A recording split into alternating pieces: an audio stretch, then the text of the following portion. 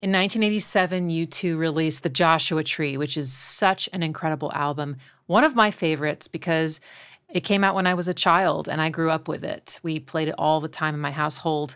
So it has a very special place in my heart. I know these songs very deeply. So this is definitely not my first listen. Just want to clarify since people often think I'm analyzing music that I've never heard before. Let's break these tracks down and try to understand a little bit more about why they grip me emotionally, especially because most of them are in a major key or with a very strong major tonality, which historically does not really reach me emotionally. Some of this could be nostalgia, but maybe there's more to it. Maybe there's just something about the way they're crafting their harmonies. And I also definitely want to talk about the production because Brian Eno and Daniel Lanois did an incredible job with this. So tasteful. The textures and ambiance and atmosphere created, and the delay pedal that Edge uses is just So let's get started with the first track, Where the Streets Have No Name. This intro, hopefully I don't actually weep, but I might.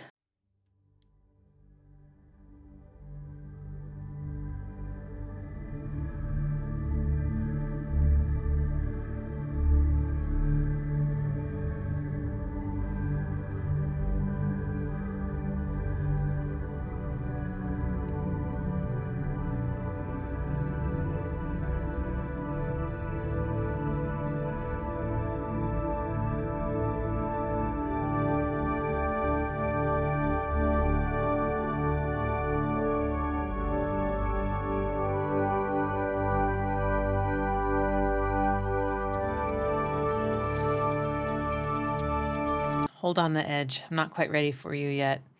So these chords, they sound angelic to me. There is something so reverent and pure, and it feels like it encompasses so much of the human experience, just these chords. But it's not just the chords themselves, it's the production. I think for the 80s, this is an incredibly tasteful use of what I assume are synths. Probably Brian Eno, influence, or him actually playing this. But every time I hear this, there's like this inner stillness that comes over me. And I can hear that it is just purely in a major key. In fact, it's using the most used chord progression in like all of pop music, at least Western pop music. And yet, to me, it does not feel like everything else I've heard. So what's going on?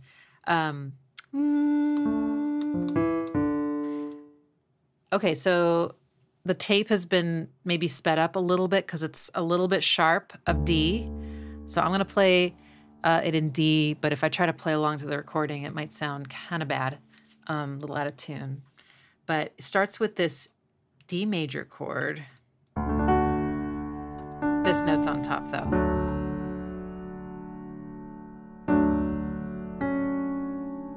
Beautiful dissonant passing tone that leads us to a suspension. Oh, no, it's not a suspension. It's that. It's this achingly delicate tritone. But it has the feeling of a suspension where you're sort of like above where you want to settle into, and there's like dissonance and then release. So pretty. And then it goes back.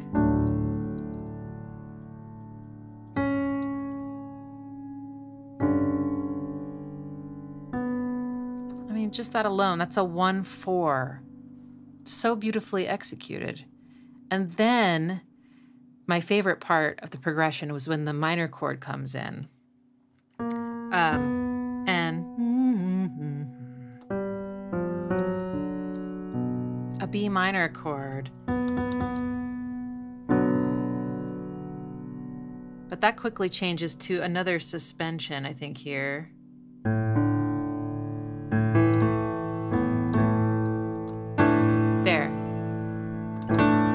So this is a true suspension. This is called a sus4, and this note is right above the third of the chord, and so there's this half-step tension created. But I don't think they resolve it because I think it just goes right back to here. What was it? I already forgot. So that's the 1 and the 4, and then this is the 6. And then the 5, but suspended style. Then, so this repeats, and this is the chord progression of the chorus. Or actually, it's the whole song, I think. And then the Edge comes in, and he is playing this kind of arpeggio. And it sounds so intricate with the delay, but if you strip away the delay, I believe it's, so we're in the key, okay, so.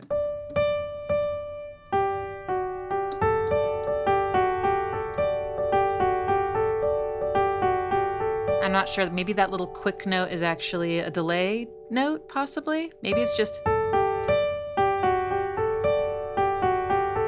I can't help it, I hear it like this.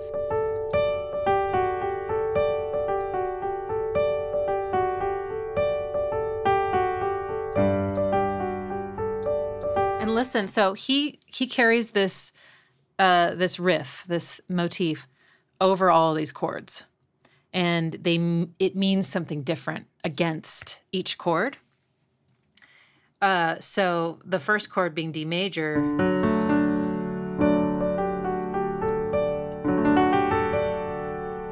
I hear this 4th or 11th, creating a little bit of tension.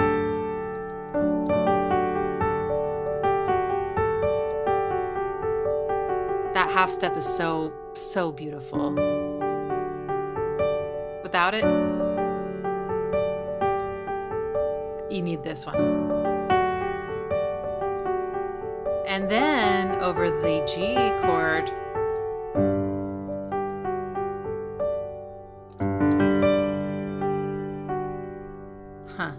now this creates a dissonance. And so does this. 7, 9. And this note on the top was the root of this chord. Now it's the 5th of this chord. So those are both very stable, but with this a B chord. Now this top note is the minor third of this chord, and the minor third is what makes the chord sound minor, and it's what makes it have that more fragile, maybe heavier sound. This feels deeply sad to me, this part. And that note, that's tense.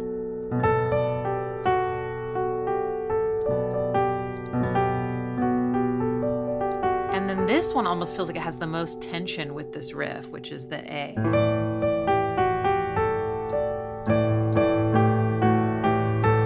Very few of those notes fit into this chord, so that's so perfect, right? It makes you feel like the pressure is like building and it needs to release, and then it does.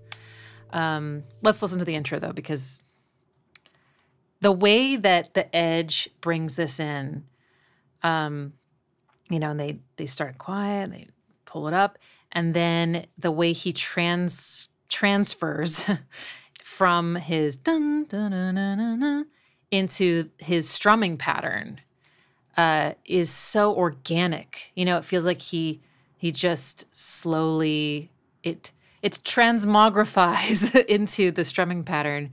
And when that happens, it's so exciting because I feel like it happens maybe before you would expect it to. And that's when the bass comes in, the drums come in, I think, and everything.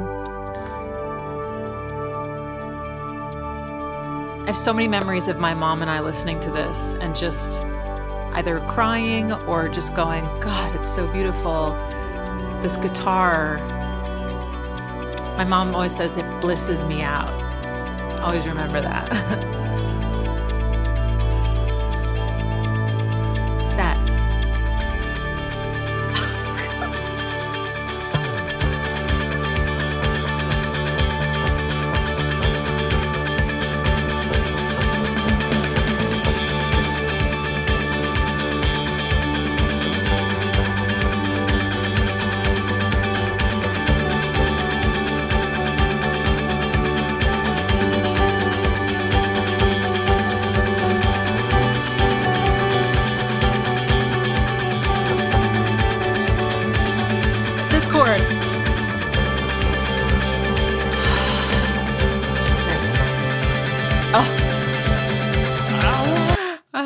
foolishly thought that I would be able to like make one video about this whole album, but so the Edge kind of he changes from this to he does some other pattern which he pulls into the outro of the song as well. Maybe it's just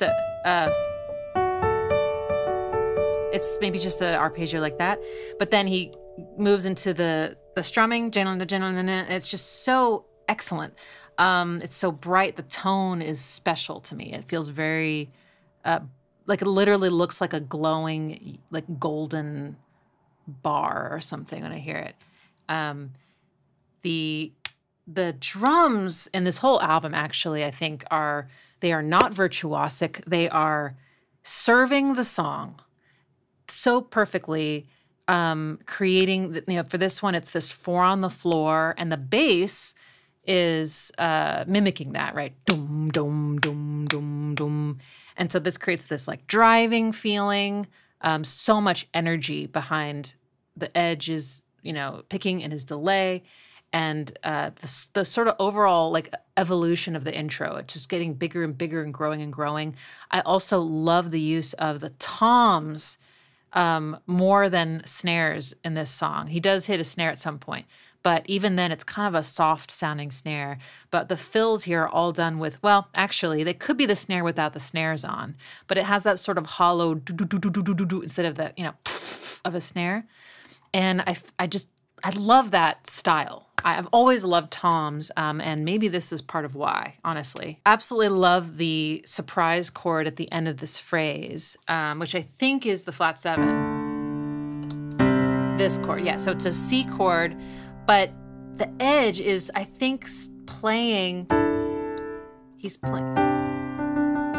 got this note in it, I think. Let's see, I gotta actually find out how.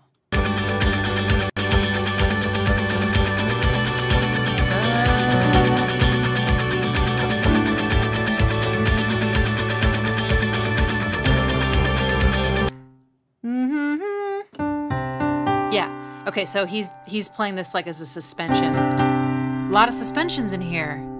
That's probably why I like those so much too, honestly. But then he goes to like a different voicing of the chord for the second half, and the bass goes from the low C to the high C. So there's this whole like, they both like project upwards together. It's perfect. This also might be the origin story of my obsession with a chord called an add 9. So this is, the Edge goes like this, but then he adds maybe some more notes and he ends up with the, what does this see? He adds this third of the chord, and that creates, not a guitarist, I can't tell you actually how it's voiced, but this chord doesn't have a third in it, so it's kind of missing its like its heart almost, and it's like the most gooeyest part of the chord is missing, and then he adds it at the end. I think it's right up next to this one though. I do think like that, and so it feels like there's like a sense of relief. Like we got a little bit of what we were wanting, but he kept the dissonant note in there, the D. So it's just it's beautiful. I just think that moment is excellent.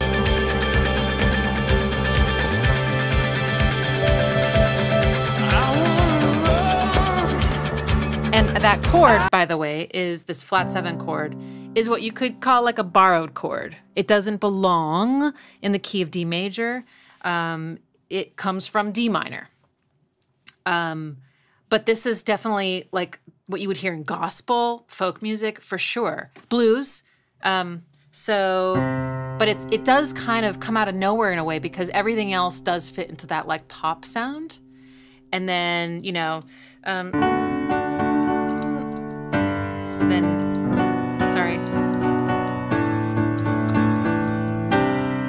right? It's so different. Oh, it's fantastic. And they play with this 9th tension with the melody in a second. So, do do do do.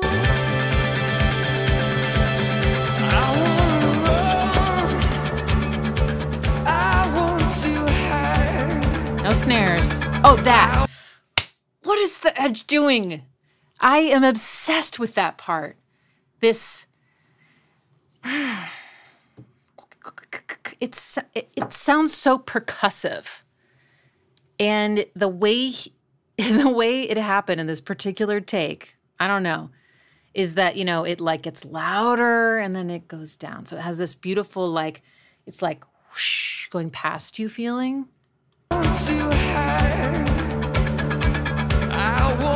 Oh, incredible.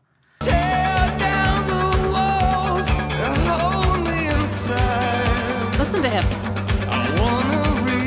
So much dynamics in his playing. And touch the flame where the streets have no name. Yeah, so I love that about the Edge, is just the way that he's sort of, I mean, I'm guessing he's muting. Is he muting strings? But then he seems to like let off of that in a very like expressive way of like, so that the notes start to like swell in and out. It's mushy, you know. None of this. It's, well, rhythmically, it's incredibly precise and sharp. Like the attack is so, but his expressiveness has that push and pull of waves. It's just absolutely beautiful. These little details just send me, or as my mom said, blisses me out. This melody is really beautiful too. I love the space in it. A lot of it is before the downbeat happens. This isn't during the pickup. I wanna run. Space, so many rests. I wanna run. And then I love that I want to very syncopated on the offbeats. I want to hide.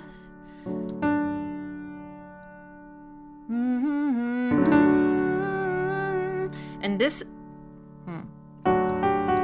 let's play it all on the piano, honestly.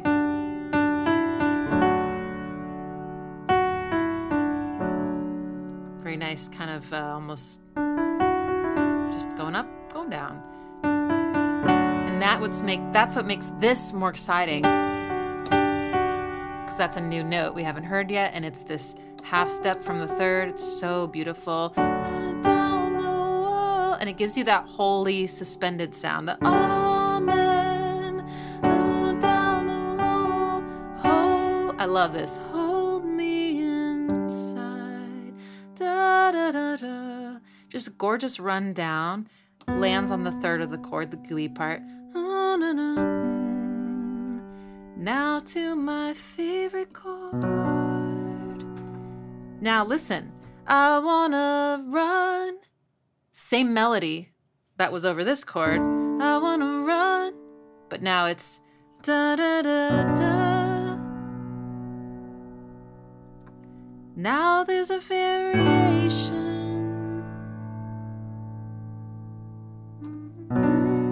I'm sorry. Where the streets have no name. Oh. Okay, so this is, again, playing with that sound, this suspension. This is called a sus2. This note is suspended instead of this one. sus4, sus2. 1, 2, 3, 4, 5. sus2. What did you do? I already forgot. The streets have no name. Okay, so he's singing. I love that. I love coming from the major third, crunching into that tense ninth, and staying there. Streets have no name. Ha, ha, ha.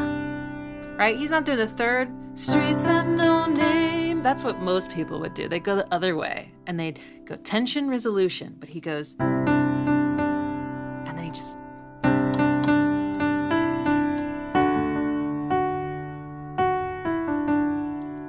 Drums, I think the snare might come in now. I wanna feel sunlight on my face.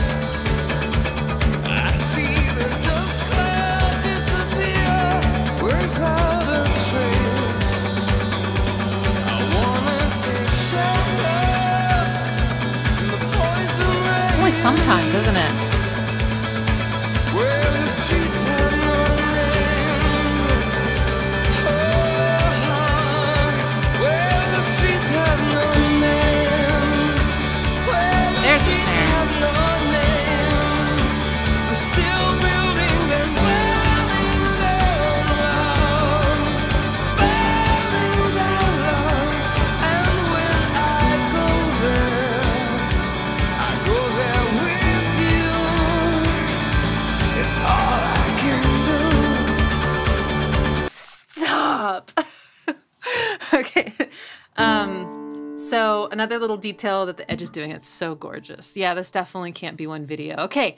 Hi, welcome to my video. I'm going to be analyzing and breaking down Where the Streets Have No Name from the Joshua Tree. This is one of 10 videos. Okay. So the melody, where the streets have no name, where the streets have no name, attention. But the Edge is doing da da da da da.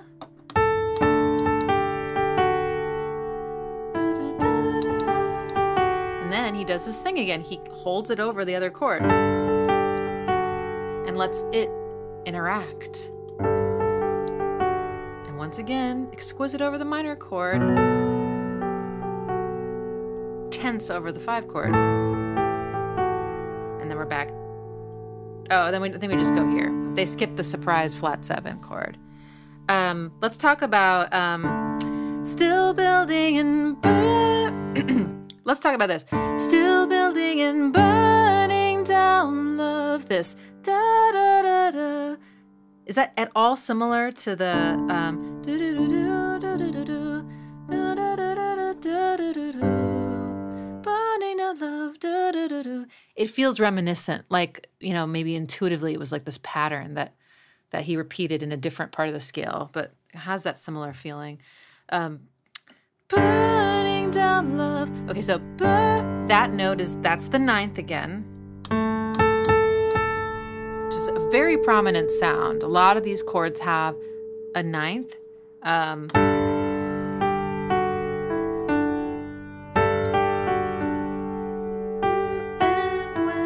And very syncopated. And when I go there, all in the offbeats. Go there. I love that. I go there with you. It's all I can do. I love the way he kind of scoops into that, and especially how he sings this a little differently the second time. So I did mention like the snares come in, but they are very almost like sporadic in the second verse. But then the chorus, you can actually hear them on every 2 and 4. But yeah, man, it's just so good. This time, I don't know if there's any difference in the instrumentation, but we definitely got to get to the next chorus. The city's afloat, and all of it turns to rust. Beaten, blown by the wind, trampled in dust. I'll show you a place, high on a desert plain. Oh, is this? Where the streets have no name. Da, da, da. Where the streets have no name. Where the streets have no name. We're still building them, burning down love. I love that note being so high. Burning down love. And when I go there with you. It's all I can do. Another chorus.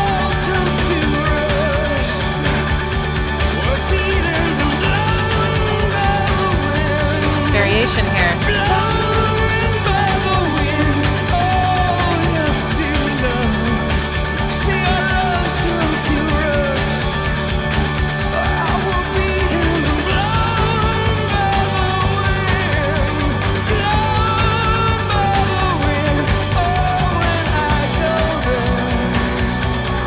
Go there with you. It's all I can do.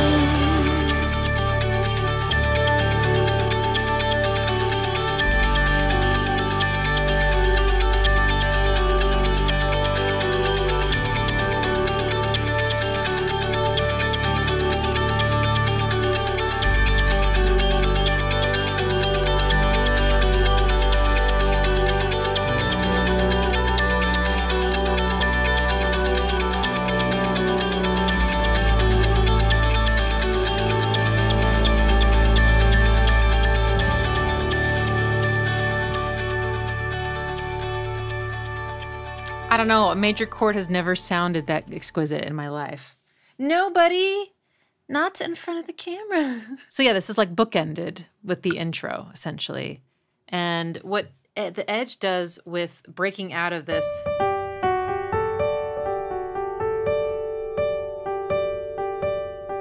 he just starts doing this like polyrhythm.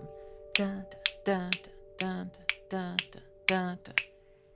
And you feel the tension here. This is the chord, actually. So these notes are very unresolved sounding with this chord, and it just is the right amount of harmonic tension to make it feel incredible when it goes. Like it's really, you know, it's a very satisfying ending. It meets your expectations instead of subverting them. Very emotional performance from Bono. You know, he's a very expressive singer. I love the way he sings his last "All I Can Do," because he puts that off by repeating the chorus like 3 times at the end, right? It keeps building and building. You can feel that wheel, like when is it gonna throw me off? Because I'm in the wheel and I can't escape this loop. And then finally he goes, you know, it's all I can do. Feels like he completely breaks down. There's even some vocal fry there, you know. Oh, maybe that's actually not the right term, but he's not singing a note anymore. Oh, right. And it's just almost like someone, you know, crying or like wincing with like overwhelming love or desire or something, you know. It's all I can do. It sounds so desperate. And I think it's just so perfect. These little touches, man, they really make a difference. So how long was that? Oh my God. Half an hour later. All right. Well, that's the end of this video then. Thank you so much for watching me completely fawn over this beautiful song, Where the Streets Have No Name. Next is I Still Haven't Found What I'm Looking For, and it'll be just as long and just as passionate.